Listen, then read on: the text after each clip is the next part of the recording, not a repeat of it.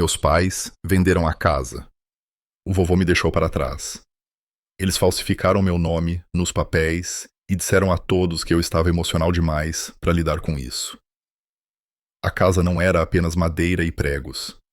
Era a voz do meu avô em cada rangido do assoalho. O cheiro dele na biblioteca de mapas antigos. O ar salgado que ele dizia que sempre me lembraria dele. Perdê-lo já era insuportável, mas perceber que minha própria família me tirou a única promessa que ele me fez, isso queimou mais fundo que o luto. Eles acharam que eu não lutaria. Eles acharam que eu cederia. Mas o vovô deixou uma cláusula escondida à vista de todos, destinada apenas a mim. E quando eu a encontrei, tudo começou a desmoronar. Meu nome é Tiago. E esta é a minha história. Estou prestes a compartilhar algo muito pessoal. Mas antes de fazer isso, você pode me dar um oi nos comentários ou me dizer de onde você é. Adoro saber até onde minha história pode chegar. É sempre bom saber que não estou sozinho nisso. Obrigado. E agora, deixe-me contar tudo. E se a minha história te tocar, não se esqueça de se inscrever. Isso me ajuda a continuar compartilhando a verdade. E significa ao mundo saber que você está comigo. A casa me recebeu com silêncio, do tipo que pressiona suas costelas. Uma semana após o funeral do meu avô, girei a velha chave de latão na fechadura, apenas para encontrar arranhões recentes ao redor do buraco da chave, como se alguém já tivesse reivindicado o que não era seu. O ar lá dentro cheirava a sal e couro velho, assim como eu me lembrava, mas o calor da memória foi arrancado pela visão de caixas de papelão empilhadas em fileiras organizadas, carimbadas com marcador preto. Doar ou descartar. Meus pertences tinham sido varridos para os cantos, como se minha vida fosse uma bagunça a ser apagada. O chão gemeu sob meus sapatos, da mesma forma que fazia sob os do vovô. E por um momento, fechei os olhos, fingindo que ele ainda estava aqui, andando lentamente na biblioteca. Mas quando os abri, a traição gritou mais alto. Na varanda da frente, uma nova placa na caixa de correio brilhava sob a luz fraca. Barros. Não Almeida. Minha família não tinha apenas tomado a casa. Eles tinham substituído o nome. Entrei na biblioteca, o coração da casa, onde o cheiro de encadernações de couro e ar salgado persistia. Foi quando eu vi, sobre a mesa, um caderno de couro marrom desgastado. Minhas iniciais gravadas na capa. T.E. A caligrafia do meu avô preenchia a primeira página, irregular, mas firme. Se eles tomarem a casa, encontre a chave na luz. As palavras me tiraram o fôlego. Um quebra-cabeça, uma mensagem destinada apenas a mim. Barão, o velho labrador do vovô, levantou a cabeça do canto, gemendo ao me reconhecer. Quando me ajoelhei e toquei seu pelo, as memórias surgiram. Tardes de verão, lixando o barco com o vovô. Barão, esparramado no deck. Nós três, unidos pelo trabalho e pelas risadas. O porta-retrato, na prateleira, tinha sido virado para baixo. Eu o peguei e limpei a poeira. Eu, vovô e Barão, todos mais jovens, congelados na luz do sol. Alguém tinha tentado enterrar essa memória, também. Meu celular vibrou. Uma notificação. Gaspar Barros havia postado uma foto de si mesmo na varanda, legendada, com uma finalidade presunçosa. Algumas pessoas se agarram às coisas em vez de deixar ir. O vovô merece paz. Os comentários ecoavam seu julgamento, pintando-me como ganancioso, ingrato. A raiva subiu pela minha garganta, espessa como o ar salgado. Ergui os olhos para o lustre acima. Gotas de cristal capturavam o sol poente, espalhando luz fraturada pelo chão. Um parafuso parecia de cor diferente, levemente solto, como se estivesse me chamando. As palavras do vovô ecoaram em minha cabeça. A chave na luz. Sussurrei para a biblioteca vazia. Vou catalogar a verdade da mesma forma que catalogo cada arquivo, Pedaço por pedaço, vou montá-lo de volta. E naquele momento, sob a luz fraturada, o luto endureceu em determinação. Não precisei esperar muito para que meus pais me confrontassem. Sentamos na sala de estar, onde a cadeira do vovô tinha sido removida, deixando apenas um espaço vazio que parecia uma ferida. Minha mãe, Lilian, impecável como sempre, cruzou as mãos bem cuidadas e proferiu seu veredito.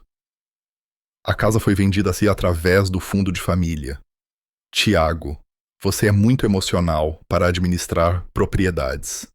Desta forma, todos podem seguir em frente. Meu pai, Teodoro, acrescentou suavemente. É para o melhor. Deixe ir, filho. Deixe ir. Como se o luto fosse um casaco que eu pudesse simplesmente tirar. Peguei uma pasta em minha bolsa. Um por um, coloquei as evidências sobre a mesa de centro. Cartões de embarque de São Paulo para Belo Horizonte. Confirmações de hotel e um tópico de e-mail com data de 15 de outubro. Um crachá de conferência ainda preso ao cordão. No dia em que vocês alegam que eu assinei, eu estava aqui. Deslizei uma fotografia impressa sobre a mesa, eu em pé no palco de um painel. A marca de tempo brilhando no canto inferior. Belo Horizonte, 15 de outubro, 10h42. O sorriso de Lilian se contraiu. Ela produziu uma cópia do contrato. Assinaturas perfeitas na última página. Você assinou eletronicamente. Foi tudo muito apropriado. Ela o empurrou em minha direção como se estivesse fechando um negócio. Eu não vacilei. O testamento exige minha assinatura presencial, com 2 testemunhas independentes. Essa era a cláusula do vovô. Eletrônico não conta. Minha voz estava firme, mais afiada do que eu esperava. Examinei o selo do cartório. A tinta havia borrado levemente, as bordas desfocadas com o tempo. Verifiquei a data. A licença do tabelião havia expirado meses antes. E então, os nomes das testemunhas. Gaspar Barros, Clóvis Matos. Um beneficiário e o comprador. Ambos proibidos pela cláusula. Eu levantei o olhar. Este contrato não é apenas falho, é nulo. Teodoro se mexeu desconfortavelmente, evitando meus olhos. Lilian franziu os lábios, uma veia pulsando em sua têmpora. Eles esperavam que eu desmoronasse sob sua autoridade, não que eu apresentasse uma cadeia de evidências como um arquivista dissecando uma falsificação. Mais tarde, em minha mesa, abri meu laptop e vasculhei mais arquivos, refazendo cada marca de tempo, cada tag de metadados, como se fossem pedaços frágeis de pergaminho precisando de restauração. Quando abri a foto de Belo Horizonte novamente, notei o painel digital no fundo. BH 15 Out, 1042. Prova embutida, não apenas no papel, mas em pixels. Eles não contavam com os metadados. Sussurrei para mim mesmo. E enquanto eu estava sentado, sozinho, examinando a luz fraca da biblioteca, o lustre piscou acima de mim. A pista do vovô persistia em minha mente. A chave ainda estava esperando. Mas primeiro, eu tinha que desmantelar cada mentira que eles haviam construído. No final da tarde, a casa tinha o silêncio mofado de um museu após o fechamento, exceto pelo vento forçando sua entrada pelo corredor e a respiração lenta e leal de Barão em meu calcanhar. Fiquei na sala de estar, cercado por vereditos de papelão, doar, descartar, e senti aquele velho impulso curatorial crescer em mim. Você não luta contra o caos, gritando. Você luta rotulando, datando, preservando. Puxei as luvas de nitrilo por hábito, mais do que por necessidade, e comecei a abrir as caixas. A maioria era de roupas, diplomas emoldurados, uma foto amassada do meu time de remo do colégio. Então eu o encontrei, enterrado sob uma pilha de panos de prato, o notebook antigo da minha mãe, aquele com a trinca fina no canto e o teclado brilhante por anos de unhas perfeitas. Apertei o botão de ligar. Ele acordou sem pedir senha, como se a própria máquina acreditasse no meu direito de estar ali. A área de trabalho floresceu com pastas chamadas Fundo Familiar, que chamam fechamentos. Um banner no topo dizia que o Mensagens estava conectado. Eu não respirei. Cliquei.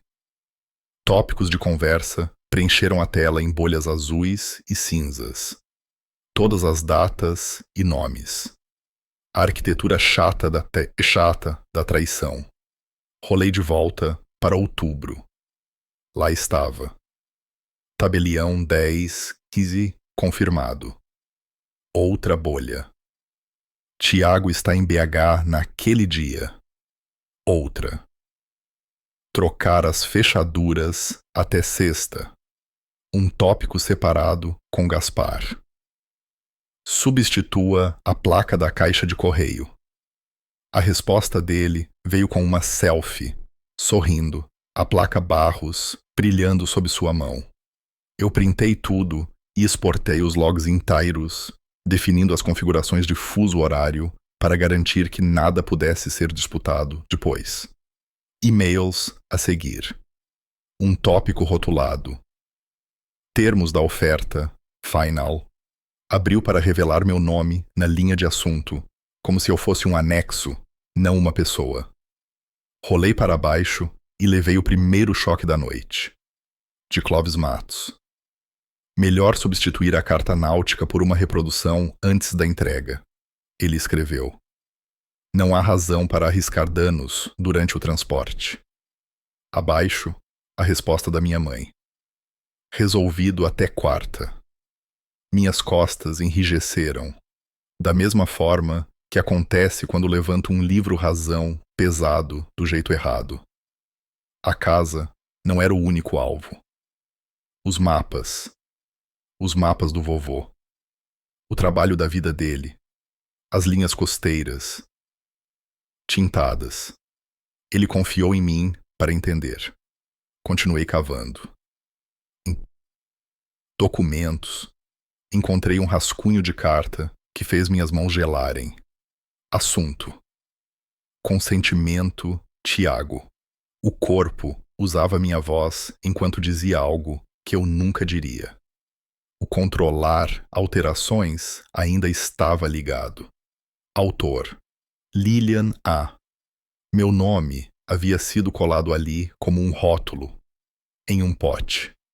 Imprimi o documento em PDF, incorporando o painel de edição na captura, e o salvei com o número de série da máquina e a hora atual. Você não apenas salva arquivos no meu mundo, você preserva-se a procedência. Barão cutucou meu joelho, me puxando de volta para a sala. Pela janela da frente, eu podia ver um pedaço da varanda, o canto onde Gaspar havia se filmado como um herdeiro conquistador. Abri o perfil dele e baixei cada transmissão ao vivo, apresentando a casa, anotando datas, marcações geográficas, comentários onde ele dizia coisas como lar, doce lar. Não era posse em nenhum sentido legal, mas era evidência de reivindicação pública, útil para contexto, para o tom, para a maneira como os júris sentem a verdade antes mesmo de vê-la. A luz havia mudado quando voltei para a biblioteca. O lustre lançava feixes finos pela parede de mapas, fatiando a sala em fileiras cuidadosas, como uma sala de leitura após o fechamento. Fiquei embaixo dele e bati no parafuso estranho com a unha. A nota soou oca, uma pequena garganta mecânica se limpando. Ar frio deslizou pelo corredor, e o parafuso tremeu na corrente de ar, apenas o suficiente para revelar uma fenda. Imaginei as mãos do meu avô, o pequeno sorriso que ele usava quando achava que tinha sido esperto. Antes de tocá-lo, sentei-me à mesa e cataloguei o que tinha. Logs de mensagens exportados com somas de verificação. tópicos de e-mail salvos em PDF com cabeçalhos intactos, a falsa carta de consentimento preservada com o campo autor visível, os vídeos de Gaspar e a pior linha em um dia cheio de linhas ruins, capturada para sempre de um tópico entre meus pais. Ele é sonhador demais para lutar. A palavra ficou presa na minha garganta como uma farp. Anotei mesmo assim. Se você não anota, as pessoas insistem que não aconteceu. Meu celular vibrou com um alerta de pagamento. Não para mim, para uma pequena conta no nome de Gaspar que eu não reconheci, marcada em um dos e-mails como um canal de reembolso. Anotei os últimos 4 dígitos e copiei a data. Toda fraude tem um ritmo, um metrônomo. Você só precisa ouvi-lo. O vento empurrou com mais força, sacudindo as janelas. Olhei para o lustre novamente. O parafuso tinha uma leve mancha de polidor ao redor, diferente do resto, como se alguém o tivesse limpado uma vez e deixado o trabalho inacabado. A nota do vovô continuava repetindo em minha cabeça.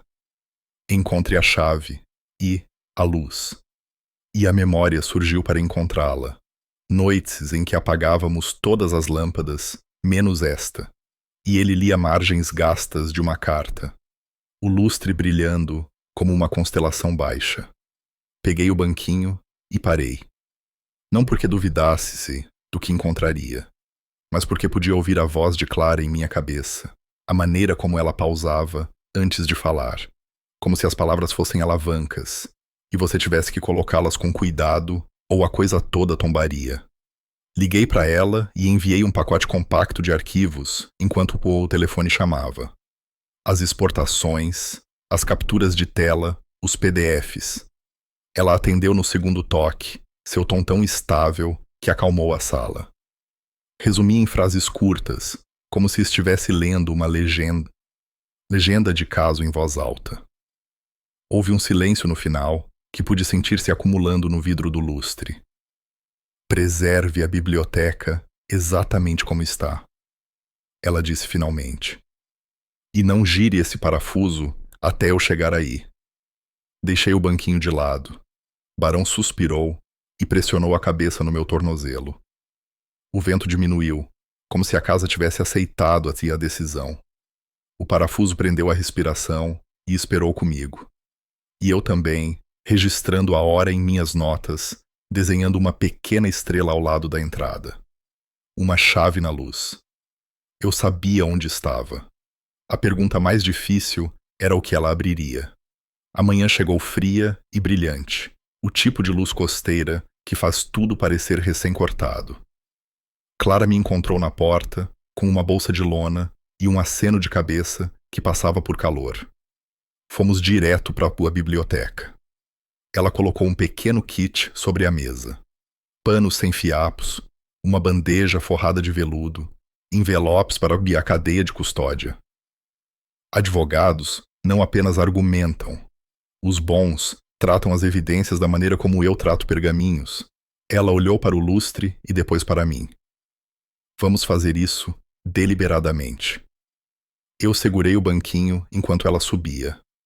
O parafuso estranho girou com uma resistência limpa, como se estivesse esperando pelo toque certo.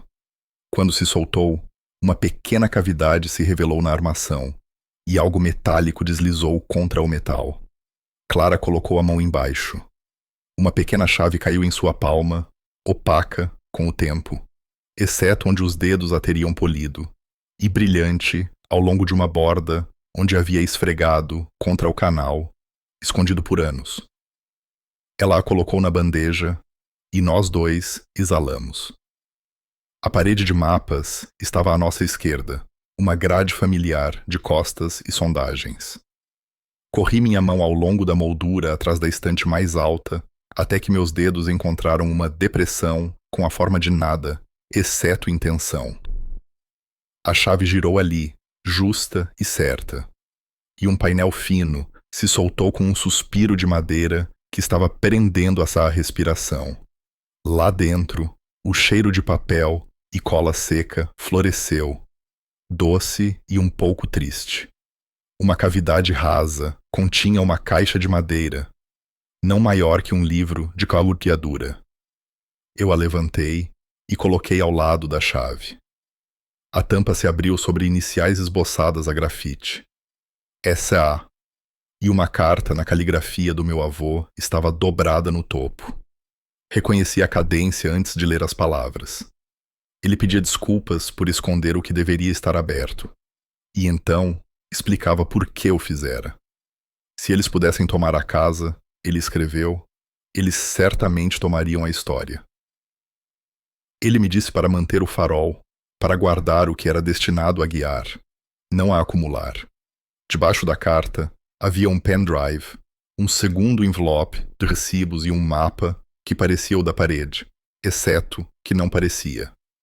Mesmo a 60 centímetros de distância, eu podia ver a tinta assentada sobre as fibras, não corroída pelo tempo. O falso tinha a postura de um falso. Documentamos tudo. Clara fotografou a caixa, a posição de cada item. Minhas mãos enluvadas enquanto eu levantava o mapa. A forma como a luz atingia o papel, para que o brilho da tinta fresca fosse óbvio. O pendrive foi primeiro para um leitor protegido contra a gravação, depois para o laptop dela. Pastas empilhavam-se na tela como livros-razão, cópias de faturas de uma gráfica especializada, e-mails negociando datas de entrega para reproduções, um registro de transferências marcadas inocentemente como restauração de arquivo. Havia planilhas com preços unitários e uma entrada que fez Clara se inclinar para a frente. Rastreava um pagamento agendado para o dia seguinte ao fechamento. A linha do memorando dizia simplesmente: carta contra a parede. O mapa que estava pendurado ali por anos revelou sua própria traição assim que soubemos onde olhar. As bordas eram muito nítidas, o preto muito limpo, os azuis apenas um pouco ansiosos demais. Eu o inclinei até que o lustre o atingiu em cheio e observei a superfície brilhar de uma forma que tintas velhas nunca fazem. No pendrive, encontramos imagens da carta real sob luz direta, uma série em alta resolução, claramente projetada para guiar uma reprodução. As informações do arquivo mostravam quem as havia capturado e quando. O nome de Gaspar aparecia nos metadados da imagem, e havia e-mails enviados para um contato no exterior com um valor de seguro cotado anexado que fez meu estômago revirar. 3 milhões. Clara rotulou os envelopes e me fez rubricar cada selo. Apoiamos o mapa falso de volta contra a parede, exatamente como o encontramos. O engano continuando por mais um dia, a serviço de uma revelação mais limpa. Antes de fecharmos a cavidade, desdobrei o restante da carta.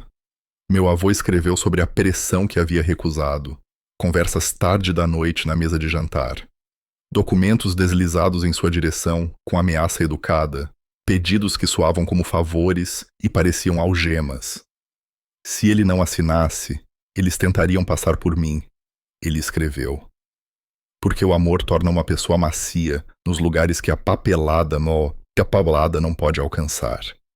Ele tinha visto isso chegando tão claramente quanto uma vez leu o tempo no horizonte. Havia mais um objeto no fundo da caixa, escondido sob os recibos. Uma fita cassete em um estojo de plástico, com uma tira de fita crepe rotulada em sua caligrafia organizada e teimosa. Eu não via um toca-fitas nesta casa há anos, mas Clara havia pensado em tudo. Ela tirou um pequeno aparelho portátil com pilhas novas e deslizou a fita. O aparelho clicou, e então a voz do meu avô preencheu a sala. A qualidade do som era fina, mas o tom era exatamente como eu me lembrava. Metade paciência, metade ferro. Ele falou comigo, mas também para o tempo. Ele disse que sabia que este dia poderia chegar, que segredos não são guardados para enganar, mas para proteger o que não pode se defender. Ele me disse que eu iria querer explodir. Ele me disse para documentar em vez disso. Ele nomeou a carta, a que importava. A rota de navegação que definiu um século das fortunas da cidade. Ele disse que a verdadeira havia sido movida uma vez para a segurança, que Silas sabia como encontrá-la, se a parede tivesse sido comprometida. Pausei o aparelho e encarei o mapa falso em sua moldura bonita.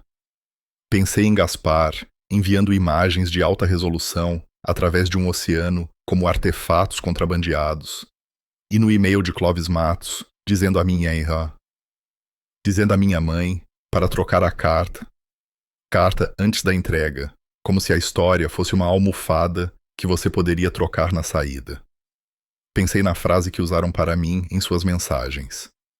Sonhador demais para lutar. E senti uma clareza que estava me faltando desde o funeral. Sonhar não tinha nada a ver com isso.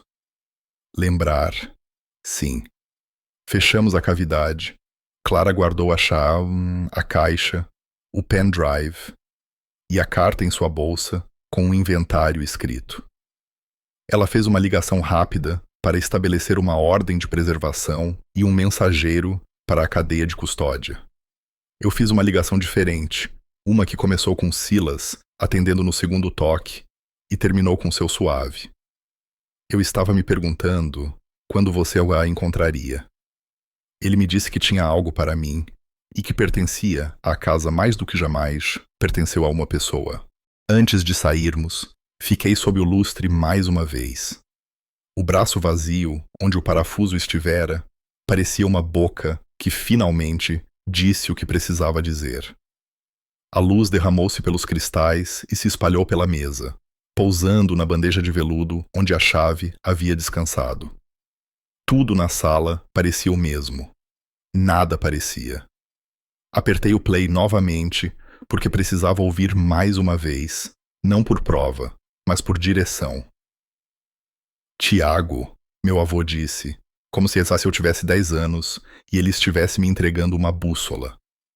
Você é o guardião da luz. Deixe a luz expor a escuridão. A varanda de Silas soava como a própria linha da Quest. O vento, tocando seus sinos de concha em um chocalho suave que parecia mais antigo que o bairro. Ele me acenou para subir com um sorriso que se dobrava em luto nas bordas. E Barão subiu o degrau primeiro, como se tivesse feito isso 1000 vezes. Eu estava me perguntando quando você viria. Silas disse, sua voz gasta pela maré e pelo tempo. Ele colocou um pequeno toca-fitas sobre a mesa, entre 2 copos suados de chá gelado. O plástico embaçado, o rótulo rabiscado na letra de forma do meu avô. Ele gravou isso para você se as coisas ficassem difíceis. O aparelho clicou, e a voz do meu avô encheu o ar, mais fina do que na vida, mas inconfundível. Ele disse meu nome, depois falou sobre tutela, como se fosse um ofício que você aprendia.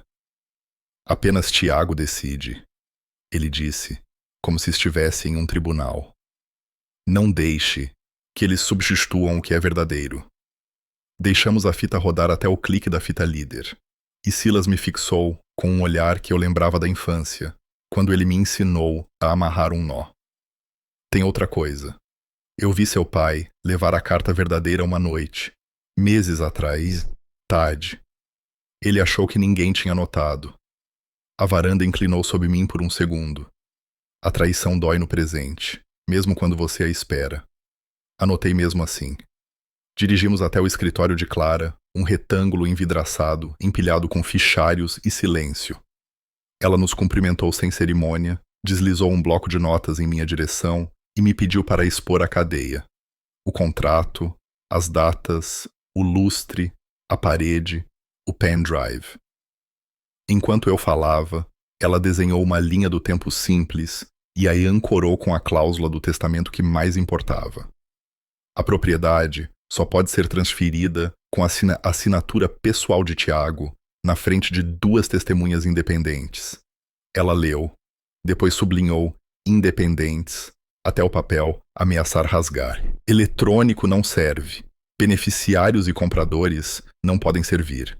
E se uma licença está expirada, o reconhecimento de firma é inútil. Ela ergueu os olhos. Basicamente, o instrumento deles desmorona. Entreguei a ela os e-mails impressos entre minha mãe e Clovis Matos. Ela leu silenciosamente, depois pegou uma caneta vermelha da maneira como um cirurgião pega um bisturi. Propor a troca de um ativo cultural original por uma reprodução antes do fechamento, ela disse, batendo na página. Sinaliza intenção, não desleixo. E quando o ativo cruza linhas estaduais ou nacionais com procedência falsificada, você está na esfera federal. Ela escreveu 2 palavras na margem: lavagem de dinheiro, e as encaixotou. Deslizei o pendrive pela mesa. Ela o inseriu em um leitor protegido contra a gravação e os arquivos se espalharam por seu monitor. Faturas de uma gráfica especializada, cópias de etiquetas de envio. Janelas de entrega que batiam com os dias em que minha mãe tinha me pedido para não visitar. Planilhas que tratavam mapas como estoque em uma loja de departamentos. Marcas de tempo estavam lá como testemunhas que nunca esqueceriam um rosto. Vamos preservar os originais com uma imagem forense, ela disse, já redigindo uma carta de preservação. Qualquer coisa que eles tentarem deletar será lida como supressão de prova. Esboçamos um plano da maneira como se traça um levantamento topográfico. Primeiro, garantir a carta real. Se Silas pudesse nos ajudar a localizá-la sem alertar ninguém. Segundo, entregar uma notificação para manter as instalações e o conteúdo da biblioteca intactos. Terceiro, abordar o comprador privadamente. Matos está exposto, disse Clara. Quando alguém percebe que foi puxado para algo maior que a venda de uma casa, às vezes escolhe-se o lado certo. Quarto, sequenciar a divulgação. Ela circulou a frase. Você não vira essa gaveta inteira de uma vez. Você mostra apenas o suficiente a cada passo para tornar impossível apagar o passado. Silas se inclinou para a frente, cotovelos nos joelhos, da maneira como os homens fazem quando estão prestes a contar a parte que mais odeiam. Eu não intervim com seu pai porque achei que estava imaginando coisas, ele disse. Mas eu sei o que vi. Ele carregava um tubo que não estava vazio. Ele se movia como se carregasse algo que importava. Clara anotou a declaração literalmente. Fez com que ele rubricasse ao lado da linha. Não era drama. Era uma frase que se sustentaria quando as pessoas começassem a fingir que nunca disseram o que disseram. Quando ela voltou ao testamento, ela puxou um fino grampo de papel que eu havia esquecido. Um adendo no mesmo tom formal do meu avô. Qualquer ato de substituição ou falsificação referente aos bens do espólio, Clara leu, desqualificará imediatamente a parte envolvida de todos os legados e interesses beneficiários. Ela olhou para mim, a sala se estreitando para o sublinhado que ela desenhou sob imediatamente. Se provarmos o que o pendrive e os e-mails já sugerem, os direitos dos seus pais não estão apenas prejudicados, eles se foram. Senti as palavras levantarem um peso do meio do meu peito. Não porque eu quisesse alguém pobre, mas porque as consequências colocam forma de volta ao redor de um mundo que alguém tentou derreter. Finalizamos a ordem de ação, anexamos formulários de cadeia de custódia aos itens no kit de evidências de Clara e selamos envelopes com minhas iniciais cruzando as costuras. Quando saí para a sua calçada, o ar tinha gosto de sal e metal. O vento do porto pegou minha camisa e por um segundo a cidade cheirou como os verões com meu avô. Verniz, corda e sabão cítrico para as mãos. Ouvi sua voz novamente, não de um alto-falante desta vez, mas da memória. A frase que ele guardava para noites em que o trovão rastejava sobre a água. O farol brilha mais quando a noite se recusa a ceder. Fiquei ali o tempo suficiente para acreditar. E então caminhei em direção ao trabalho que me esperava. Na manhã seguinte, meu celular acendeu antes que o sol tivesse limpado o mangue. Clipes meus, emendados no meio da frase, inundaram todos os feeds. Em um, minha voz dizia: eu quero deixar a casa ir. Antes de cortar bruscamente para imagens da minha mãe enxugando os olhos com um lenço. O arquivo original dessa entrevista estava no meu próprio disco rígido.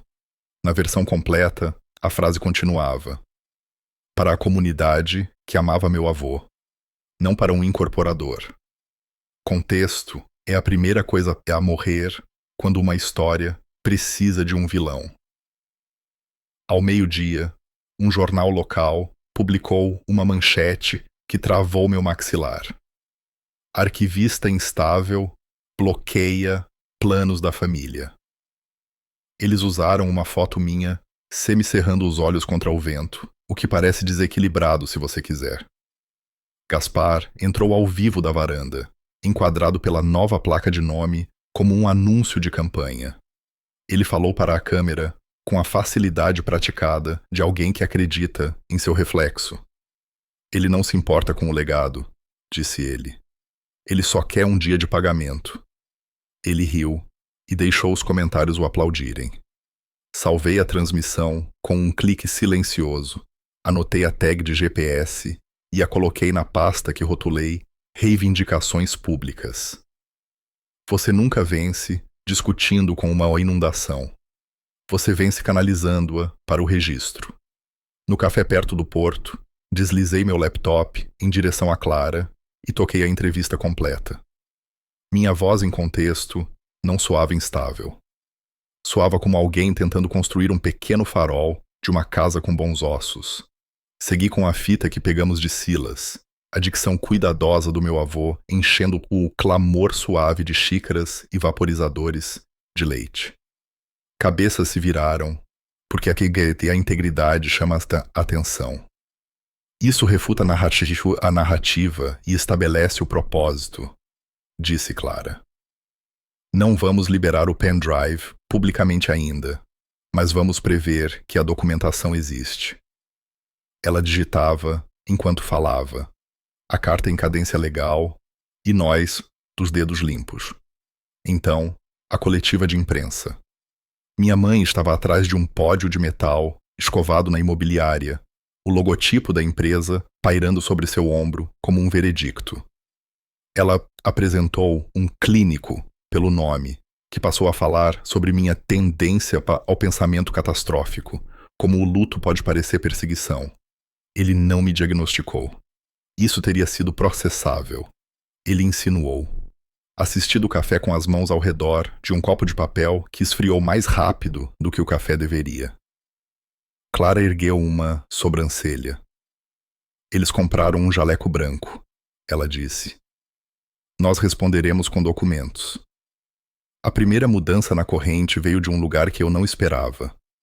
Um e-mail pingou na minha caixa de entrada de Clóvis Matos, com um assunto que dizia: sobre eventos recentes.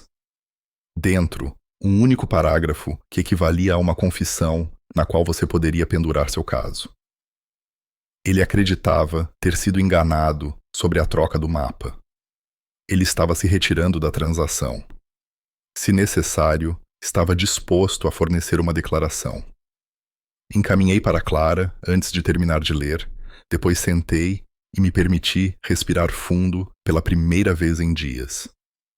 Não porque a clareza de um homem salve alguém, mas porque a verdade soa diferente na garganta quando finalmente se lembra de si mesma. Clara ligou em minutos. Bom, disse ela, isso isola seus pais e Gaspar. Remove o escudo deles. Ela estava trabalhando em pistas paralelas. Através de um contato em um banco, ela havia rastreado uma transferência para uma conta em nome de Gaspar que não aparecia em seu registro público. 6 dígitos. A data batia com a avaliação da réplica. Ela me enviou a confirmação limpa, e eu senti pela primeira vez a arquitetura do plano deles. Dinheiro entra, carta sai, a casa cobre. Anotei os números à mão, tudo com mão, da maneira como o vovô me ensinou a escrever coordenadas, para que eu tivesse que sentir cada dígito. No final da tarde, a história havia se tornado uma tempestade que não podia ser ignorada. Repórteres ligaram, alguns agressivos, outros cuidadosos. Eu disse o mínimo possível e exatamente o quanto necessário. Houve uma substituição de um ativo de patrimônio. Eu disse a uma câmera. Eu tenho documentação. Vou proteger o que pertence à comunidade que meu avô amava. Quando eles pressionaram por detalhes, deixei o silêncio ser mais forte que a especulação. Você não apressa uma revelação que prova que você está certo. Você prepara o terreno para que, quando ela chegar, ninguém possa atropelá-la. Naquela noite, minha tia insistiu em uma reunião de família sob o pretexto de mediação. Um círculo de cadeiras dobráveis na sala de estar fazia o lugar parecer um grupo de apoio para pessoas que não queriam ser apoiadas. Coloquei meu telefone na mesa e toquei a entrevista completa. Depois, a fita, deixando a voz do meu avô ocupar os espaços onde as acusações estavam vivendo. A sala silenciou, não porque alguém concordasse comigo, mas porque o ar mudou de forma ao redor de um centro de gravidade diferente. Mesmo aqueles que haviam repostado os vídeos de Gaspar encararam o carpete quando a fita disse meu nome com afeto e dever entrelaçados. Mencionei a exigência do testamento por testemunhas independentes sem levantar a voz. Mencionei a data da licença do tabelião como quem menciona um fato em um boletim meteorológico. Eu não mencionei o pendrive. Ainda não. Quando a sala esvaziou, alguns primos me abraçaram no corredor sem dizer muito. Às vezes, uma mudança começa com a ausência de ruído. Levei Barão para a varanda e sentei no degrau de cima, a nova placa de nome capturando a última luz como se estivesse tentando ser importante. Meu celular vibrou. Um número desconhecido. Uma única linha de texto, sem pontuação. Tome cuidado, alguém na câmara está envolvido também. Li 2 vezes e senti os limites da luta se redesenharem. Se isso havia saltado além da família e dos negócios para pessoas com votos e orçamentos, a corrente chegava mais longe do que minha rua. Encaminhei a mensagem para Clara e salvei o número em um novo contato, rotulado, simplesmente como cuidado. Os sinos de concha da varanda de Silas chegaram pelo quarteirão em uma brisa leve. Coloquei minha mão na cabeça de Barão e olhei para a fina faixa de mangue escurecendo com o céu. A casa atrás de mim rangeu uma vez, da maneira como vigas velhas fazem quando a temperatura muda e a memória se reinicia por uma fração. Meu avô me disse para deixar a luz expor a escuridão. Eu não tinha entendido até agora que, às vezes, a luz precisa ser ampliada, tornada pública e brilhante, o suficiente para que mesmo as pessoas que não querem ver tenham que semicerrar os olhos. O porto me firmou naquela manhã. O vento salgado afiado contra meus pulmões, o tipo de ar que faz você ficar mais reto. Meu avô sempre dizia: o mar te lembra onde fica o norte verdadeiro. E eu carreguei suas palavras comigo enquanto entrava no escritório no centro da cidade. A sala de conferências era toda de vidro e polimento. Um lugar projetado para aparências, mas não podia disfarçar o que estava esperando para ser exposto. Lilian sentou-se equilibrada na cabeceira da mesa. Teodoro, ligeiramente atrás dela, seu silêncio cúmplice. Gaspar rolava o feed do celular, o sorriso mal contido. Clara se acomodou ao meu lado com seu fichário, sua presença calma, me ancorando. Do outro lado da mesa de vidro estava Clóvis Matos, tenso, mas presente, e 2 policiais que tinham vindo observar o que já suspeitavam. Minha mãe começou com sua encenação, projetando o vídeo editado. Minha voz cortada, minha imagem distorcida em algo patético. Ela enxugou os olhos para dar efeito.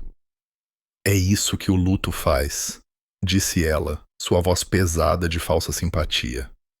Clara se inclinou para a frente e apertou o play no arquivo completo.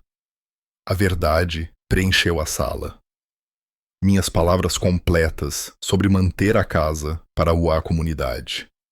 A manipulação se despedaçou com uma única correção.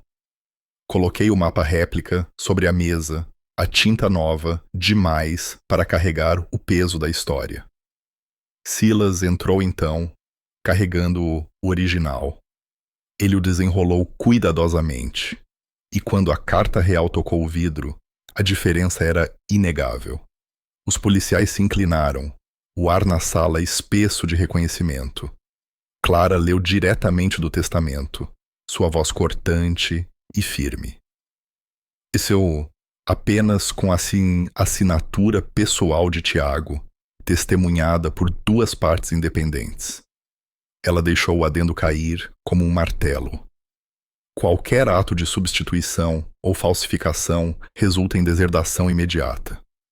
Coloquei a página do cartório diante deles. O selo expirado, as duas testemunhas falsas. Então, coloquei meu crachá da conferência e a fotografia com marca de tempo de Belo Horizonte. No exato momento em que vocês alegam que eu assinei, eu estava a 3 estados de distância. O toca-fitas clicou e a voz do meu avô preencheu a sala estéril. Tiago é o guardião da luz. Sua fé estava viva em cada palavra, inegável. Clovis finalmente falou, sua voz baixa, mas clara. Fui enganado. Eu vou testemunhar. O ar trincou. Clara revelou os registros bancários, a transferência oculta de Gaspar, os e-mails do laptop. Gaspar deu um pulo da cadeira, meio pronto para fugir, mas os policiais se levantaram com calma certeza. A máscara de Lilian rachou quando as algemas se fecharam. Teodoro baixou a cabeça. O silêncio se instalou, quebrado apenas pelo som da caneta no papel, enquanto as evidências eram registradas. Fiquei sentado enquanto eles eram levados, meu reflexo me encarando na mesa de vidro. O que brilhava ali não era a luz dura das luminárias acima, mas a luz mais brilhante da verdade finalmente descoberta. A casa voltou para mim, não como despojos, mas como uma confiança cumprida. A varanda rangeu sob meu passo, os ipês se curvavam com o ouro do outono, e o ar se movia pelos cômodos como respiração. Comecei não restaurando o silêncio, mas convidando as vozes de volta. A biblioteca se tornou um lugar vivo novamente, crianças traçando linhas costeiras nas cartas, professores guiando-as por cartas antigas, vizinhos deixando seus próprios registros em caixas de sapato para a guarda. Barão se esparramava perto da porta, um sentinela que cumprimentava cada chegada. Trabalhadores portuários aposentados sentavam-se perto da janela, compartilhando histórias de marés e comércio. Luzes inclinavam-se sobre a mesa, caindo em rostos curvados sobre livros e mapas. O rangido do chão, agora, era um ritmo de pertencimento. Silas chegou uma tarde com uma pequena placa embrulhada em pano. O latão brilhou quando eu a desembrulhei. Ele se lembra do que importa. Nós a fixamos na varanda, onde a falsa placa de nome uma vez esteve. Os transeuntes paravam para ler, balançando a cabeça, como se também estivessem esperando que esta casa se lembrasse de si mesma. Clara visitava frequentemente, não como advogada, mas como alguém que queria testemunhar o que havia sido reconstruído. Ela sorriu, observando uma criança digitalizar um mapa antigo, sua risada derramando-se tão facilmente quanto a maré. A maioria dos casos termina em silêncio, ela disse suavemente. Este aqui brilha.